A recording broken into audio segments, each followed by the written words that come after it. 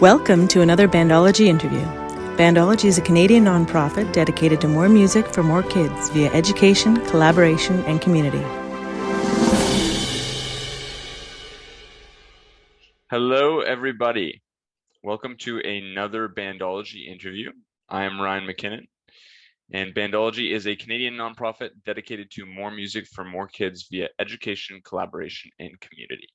And today, our guest is Tricia Howe.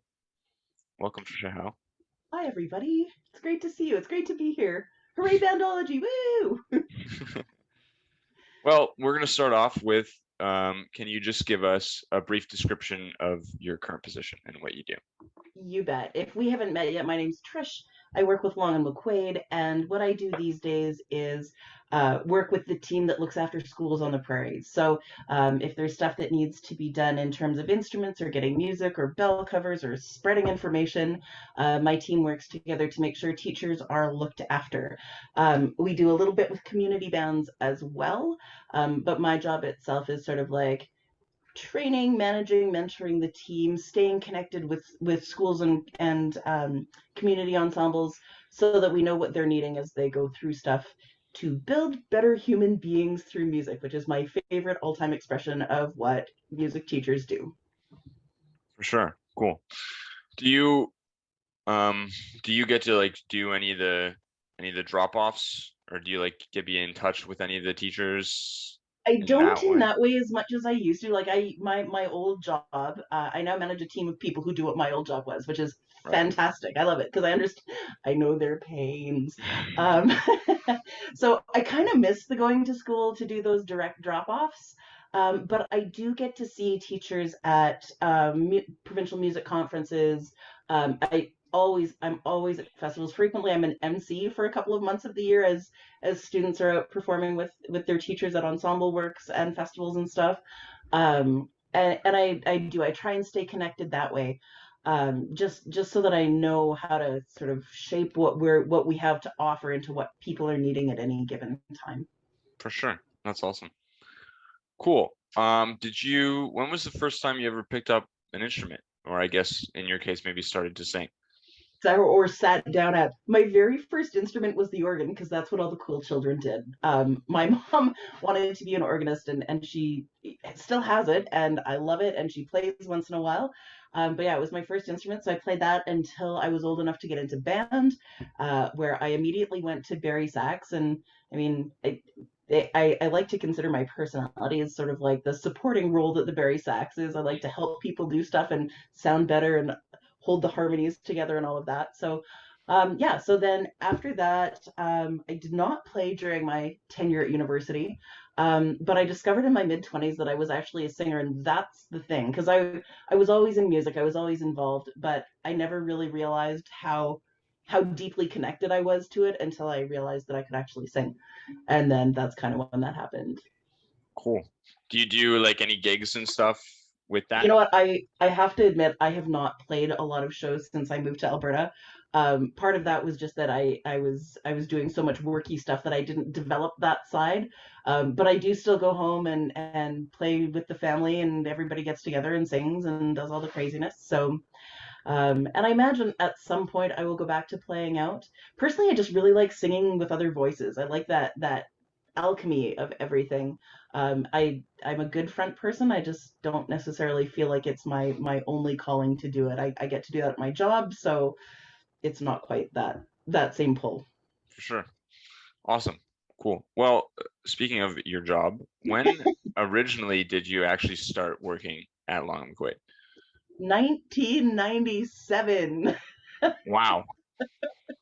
Wow. Yeah, I was at another music store for a couple or 3 years before that, but yeah, I have been with L&M since 97. That's crazy. And what did you do when you started? I started out working in the band department in Winnipeg, um, and I did that for quite some time, and then I kind of moved over into specializing in what teachers needed and how to develop those practices and policies and stuff. Eventually, that evolved into being on the road, which was great. And for a long time, it was the whole province, and I was the road rep, so there was a lot of driving. Wow. then we got to the point where we were doing enough that we needed another person. So we got another person doing the road stuff as well as the people in the store. But we had Right. another person as well as me doing road stuff. And then I started, helping people in other provinces get things kind of off the ground in their educational services areas. And then after that, I moved out to Alberta. That's been about 10 years now. And I started, kind of getting this is how ed services works in Manitoba. Let's see if we can make it work here. And that all just sort of like coalesced into my current job, which is sort of, yeah, again, looking after the prairies and doing that. And then, I have these other little tiny areas of specialization. Like I'm very much into repertoire for concert and jazz band. And so being as that's become one of my specialties, I also do a lot of work on our national print promotions. So Right. yeah, Awesome. so it's a lot of fun, and there's never a dull moment or a day that's exactly the same as the last one. Yeah, for sure. You definitely seem to have climbed the ladder all the way up from the bottom. That's You got to crazy. start somewhere, and you've got to. I don't think you can move to the next step unless you know what happened on the ladder before. Like, Yeah, for I, sure. I I'm so fortunate with my team in that I have an idea what they're going through most of the time because I did most of it. Right. So I'm Yeah. lucky that I can sort of help guide them through some of those potential pitfalls as they hit them. Right. I When say help because sometimes they're way better than me. I'll own it. when you said you were doing the road trips for like the whole province, did you Yeah, have like really long road trips? I did. I worked up in northern Manitoba. I have like the world's most epic road trip story from having car problems on one of those. Like, yeah, I was 20 and I had this huge car problem situation. Yeah, no, I was everywhere. Wow, that's And it awesome. was before cell phones were really big. Like there was zero cell phone reception up there. There was awesome. Might get stranded. Yeah, a little bit. It's possible. It's cool.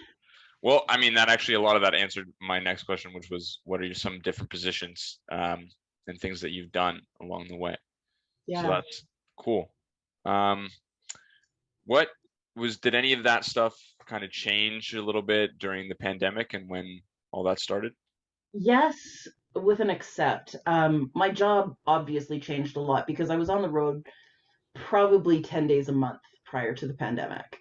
And I've been, I have absolutely been available to the store that my office is in, and I try and get there at least once a week to make sure that they still know that I exist. But I've discovered that my job can largely be done as long as I have a good internet connection from almost anywhere. So the amount of travel changed a lot, and the focus on what I was doing changed. Um, but for me, as soon as the pandemic hit, I'd actually been at a festival in Edmonton. I was supposed to be leaving the next morning for a series of festivals in Brandon, Manitoba, Regina, Saskatchewan, and Saskatoon. Uh, so that was another 2 week road trip that I had sort of like all queued up that suddenly I had to cancel the everything for. So that was weird. Wow. But I haven't really been on the road a whole bunch since then. I like to get into the stores where all of my reps work because I want to make sure that I know the team they're working with as well, and that if they have questions that the rep can answer, they can come to me and do all of that.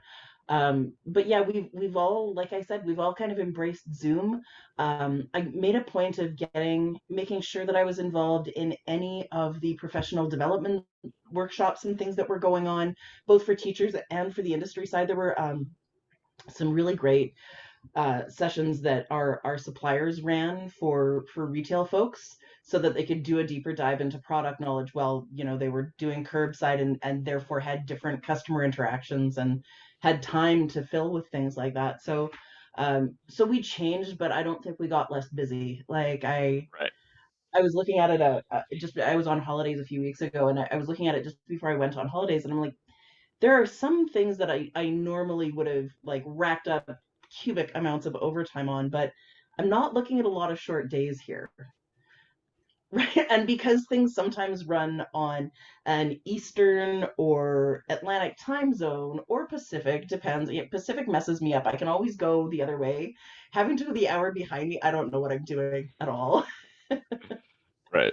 Right. But sometimes it makes for long days. So, you take a chunk out in the middle and go sit outside and then come back to your desk. Or so in that way, it's been nice to have that flexibility. The job's always been very flexible, but the amount of screen time probably quintupled. Like it was Oh yeah. ridiculous, right? For all of us. So it's not like a big surprise, but yeah, trying to stay a step ahead of, or at least concurrent with the knowledge that teachers were getting about what they were going to be able to do was a really big deal. Like I think Ontario hurt a lot. Out here, for the most part, our teachers got to teach music in some capacity, whether it was band or not was a little Right. bit hit and miss. Yeah. Um, but in Alberta, we had a lot of band programs that managed to keep going as long as they had bell covers and all of the mitigation stuff that's recommended in the University of Colorado study. Our information got to the government and they authorized that, though each school and each school district sort of was given space to put their own spin on it, depending on how they'd done scheduling and stuff. But really out west here, we had lots of music going on through the year. So we didn't have quite that same full stop sort of effect a lot of Ontario felt. Right. So we're coming back into it now, and everybody's got these, well, if, in case of emergency, we know how to cope chops, but they're cautiously optimistic, right? That there's going to be a lot more making of large ensemble music. Right. So Yeah. Last year for like Ontario, we were totally done. Like there was nothing. Even at the university, it was all online and it was really bad, quite honestly. Like it wasn't the same at all. And that's the hard part, right? And this is, I think, one of the things teachers are going to bump up against. Like, if your only experience in a music room happened last year, you don't understand the camaraderie. You don't understand the feel of collaborative music making. Like, it's one thing to be a soloist, because there are some amazing prodigies, amazing humans who make amazing music on their own. Right. But it is a very different bird to be a part of an ensemble. So yeah, for sure. There's like sense of think, community and stuff too, and just being friends with everybody, and yeah, for it's sure. true. It is such a strange little family kind of thing. Like, because you know what family's like, they're your family. Even if you don't like everybody, you love them, and right? Like, yeah, exactly. Band's kind of that same, and I know that choir is very much the same, and so I'm thinking that any of the ensemble musics are very much like that. Right. Yeah, for sure. For like the up and coming season of school, are you guys like doing anything different? Are you nervous or excited for getting instruments coming out? Because I know teachers are really confused as to what's going on. How and what, and we came up with a few things, and it's a little bit dependent on province, obviously, because every province handles education differently and handles the pandemic differently. Right. But as a general blanket rule at this point, we have devised a way of doing an online rental night if parents feel that they need that kind of support to go through it. And we've way improved our online rental thing. So honestly, a parent could just go online and get what they needed, and we would arrange to have it get to where it needs to go. It's gotten a lot easier that way. I think that I will miss having the in-person connection that way. Sure. But still, I mean, ultimately the point is get the kid what they need to make this happen. So I think that'll be good. With our reading sessions, for anybody who's watching this who's less familiar with that sort of stuff, every year publishers put out thousands of new tunes for concert band or jazz band or choir or any of those things, and we have a team that gets together, listens to everything, and decides which 100-ish are going to suit the needs of our people the most. So normally what we do with those is bring people into a setting and have a band play or a choir sing. What I've done out here on the Prairies recently, just because sometimes we don't have the same numbers as you have in a larger center, what I've done sometimes is had a presenter come in and play a recording of the song and talk about the piece, and this is where you would teach this, and this is how that could work. Or you might want to be sure in your community ensemble you have a really great trumpet player because this, and just kind of walk through it like that. This year we did everything on YouTube, so we pre-recorded everything with our series of specialist presenters, and in some ways it was so great. I am really excited about the extra people who are going to get to access this, who otherwise would have to travel to somewhere to get to one. Right. I am so thrilled by the people who said yes to presenting for us. There are some crazy amazing folks in there, so it's great. I'm excited about that part, and I think, no matter how this goes forward, I need to find a way to do the social component of it. We did a Kumo space reception, which is better than a Zoom reception because it doesn't feel quite so much like an interview. Right, because you can break out and do, it's directional audio, right? So you can break out and do little stuff. Right. Um, but I mean, it's not the same as getting everyone together. But there are, like everything coming out of the pandemic, there are things we're going to want to keep and things we're going to go, okay, that's a good start. Let's twist that a little bit to be what we really, really want. So I'm kind of hoping that having that accessibility for people is going to stay, and that we'll find a way to put the social back into it. Yeah, for sure. Yeah, definitely the accessibility of certain things has helped, like even musicians in university right now, like a Yep. lot. So that's Right? awesome. Like you can get a lesson from almost anybody right now. Yeah, exactly. Right? I had a lesson a couple weeks ago with a guy in California. So Nice. just it was perfect. It was easy. Yeah. Nice. All right. Well, so far, I guess, do you have any career highlights or like funny stories or anything? So many, but also, I mean, really, really, like, I've just been really lucky. I fell into this career when I wasn't really planning to. I was going to be a scientist, then I was going to be a commercial real estate agent, and do the developer stuff. And I fell into this in the interim, and I decided that I loved it, and it gave me all of these opportunities to build and create new things. Like, we didn't have a road position in Winnipeg when I started. Right. So when I got to the point where we were ready to do that, they let me do that. The company has been really quite amazing about letting me blaze whatever trail I feel like blazing. I mean, obviously there's been some, let's keep an eye on that and see where it's going. Right. But for the stuff that's worked out, they've given me the chance to see if it'll work out, and then backed whatever I've got once it starts working out. They've been very supportive that way. Awesome. So in terms of highlights, like just the ability to get out and meet people from all over the place. Like I have met the craziest series of players and teachers and presenters and people before they realize who they're going to be. Like I have some friends who are now playing in major orchestras or making a living playing jazz in New York, or Toronto, or like fill in the blank anywhere, that I knew because I helped them pick their instrument when they were in middle school. That's So awesome. right, so there's so much like that. Like it's like everywhere I go, there's something amazing happening. You just have to open your eyes and see it. So Yeah, for sure. yeah, Super. That's great. Okay, well, why don't you tell us a little bit about the Swim Leadership Summit? I can do that. So swim is something that is relatively new. I have long been an advocate that we need more women and more diversity in the music industry, full stop, right? Like if we say things like, name me 5 killer female drummers,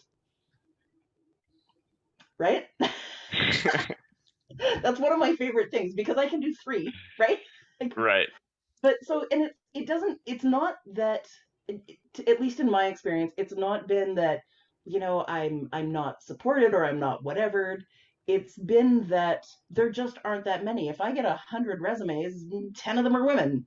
Right. So SWIM is part of the National Association of Music Merchants. The NAM Foundation has this organization called SWIM, Smart Women in Music, and their whole raison d'être and reason for being founded was to make some noise about the women who are in the industry, about the industry itself, about how we'd actually love to see more of them, and how much fun it is and what you can build within it. They have sort of a slightly more focused mandate on ensuring that once you get into the industry and discover you love it and get doing that, they want to help support the development of women in C-suite positions, so CEOs, CFOs, COOs, etc. Anything at that sort of executive level. So yeah, right now in the music industry, it is 2.2% of women in those positions. We'd like to see 10. And one of the things they do a few things to sort of facilitate like that. They just kind of gotten started. I think they've been rolling for about a year and a half before the pandemic hit. So they're sort of still formative, but the stuff that they're doing is great. They do scholarships for people to attend NAM itself, which is the big event in January, or Summer NAM, which happened last month. And then they've during the pandemic, as we all did, we discovered that you could do virtual meetings and virtual hangouts and actually pull in people from places that would never be able to get together. So they call those deep dives. And the hangouts that they do at NAM and Summer NAM are called swim meets, Wow. right? Makes Nice. sense, yes? Nice. So the next step is the leadership summit. Those are all open to any women in the industry, sort of as a support network, I get to know folks, learn what works for you. And then the leadership summit you have to apply for, and it's a 3-day intensive on leadership. And they usually select 16 people. I think they went with 19 this year, largely because there wasn't one last year. And it's the official second one. So there are 19 of us headed to Carlsbad, California, to talk about the whole concept of leadership. There's pre-work to do. There's a report to do afterwards, and it's ways that you can get stronger for yourself and get stronger so that self can help others to be stronger in their positions as well. So I'm really looking forward to it. I only know one of the other attendees. I think I know a couple of the other folks who are involved, but I only know one of the other attendees, which is surprising to me given that it's all industry. And I've been Yeah, around sure. the industry for so long, but it's really kind of cool. I think there's me from Canada. There might be one other Canadian person and one from England, and everyone else is from the States. So That's crazy. That's awesome. exciting. So you said you had to apply. I did. So is there multiple women applying and then Yes. they choose who they want to come? Yeah, yeah. They Okay. there are a couple of things. You have to be in management in the music industry for the leadership summit, and you have to have at least 5 years in at your company. And then they have a series of essay questions, and you would require some support from your management, both my direct manager Adam Stockholm, who's our director of band education and print for the company, and actually Steve Long, the Long of Long and McQuaid in the moment. The original Long was Jack. Steve is now our chief in charge. But they each had to write a yes, Trish is doing well. We intend to keep Trish. There are places she can go kind of letter. But in a lot of ways that was amazing too. Like it's great to hear that they support that activity, right? Yeah, Like for sure. that to me is pretty cool. So yeah, so it was neat going through the process because it made me ask a lot of questions of myself because I came up in the situation where you didn't wait for somebody else to do it. If the work had to get done, it had to get done. Yeah, definitely. Um, right, but not everybody comes up that way. So now I'm challenging myself to find ways to help people who didn't come up that way learn how to do it and learn how to be more actively involved that way. So again, this is sort of what I'm aiming for and hoping for from coming from swim. Nice. That's super cool. And it's being held in California, right? Mhm. If I remember correctly. Yeah. Yeah, So you're actually going? I'm going. You're going. I, Assuming rules have not changed by then that prevent me from doing so. Right. Yeah, yeah, Nice. So yeah. do you have, I guess maybe you don't know yet, but are you gonna possibly have to do the whole 2 weeks in quarantine? I don't think I do on the other side. From what I've Right, right, seen, I don't have to, but it's just coming home that will be the challenge. right. And if I have to, I have to. Yeah, The it is nice what it thing, is. right? The nice thing is that again, I mean, I kind of sort of miss interacting with real live humans in my office at work, but I get a lot done at home and I've spent a lot of time in this office anyway, so it won't be like, oh, I can't work. It'll be like I come home and I sit down in front of my computer and off we go. Yeah, for sure. So, That's awesome. I'm sure that's yeah. gonna be exciting to be with some real people and getting some Yeah, stuff done. right. Yeah, Yeah, I'm excited on several fronts for it, I nice. yeah, yeah, I think it'll be really cool. And I'm all for professional development and taking a hard look at, where you need more support and where you need to get stronger and all of that. So I'm good with this. Let's take a deep look at what's going on and what you're doing and what you could do even better and, For sure. how you can help other people because that's kind of where I live. So, For sure. Awesome. Cool. Well, congratulations, because well, thank that's a you. pretty sweet gig. Yeah. Awesome. Yeah, pretty Um, excited. all right. So the last question that we have Okay. before we do our fast five Mm-hmm. is why is music education important to you? You know what? I kind of touched on it a little bit when I said the building better humans through music, Right. but I honestly think that we need to create, and now more than ever, we need to create things that are creating balanced humans. Like, yes, they should do something physical, they should do something artistic, when we focus so hard on only one thing, we don't build that well-rounded person. We look at things like getting into many med schools now, you're better to have some kind of music in your background.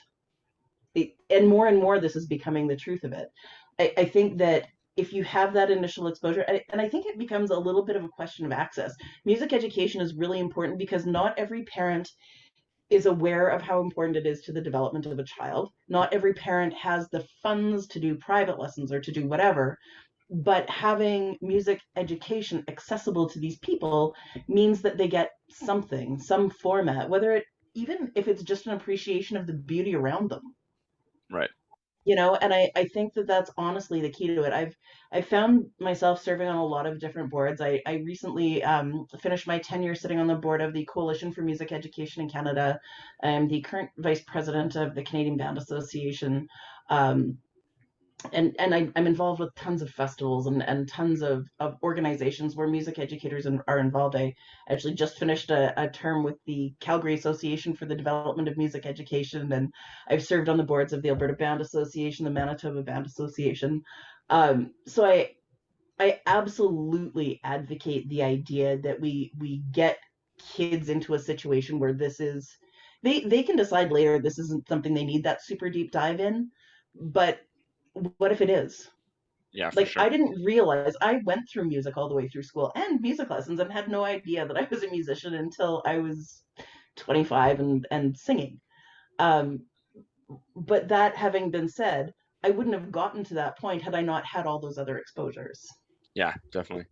I So definitely I think agree. that's why, Yeah, I definitely agree with the whole parents don't necessarily know like what the importance of it is, because I was definitely in that boat right? in high school before my teacher got us involved.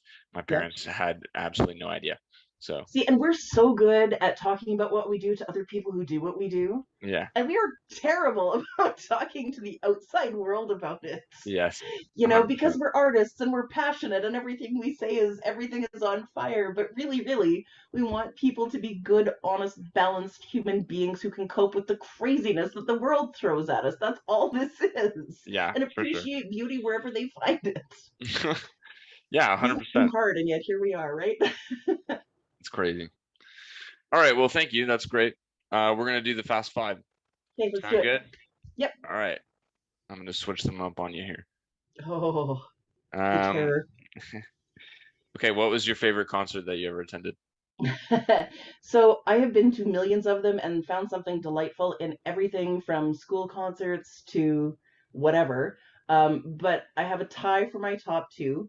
One's a concert series that was attached to a jazz camp in Manitoba, and every summer they would do an open air in the garden above the Winnipeg Art Gallery jazz show that had the clinicians from the camp who were always well-known, world-famous people playing.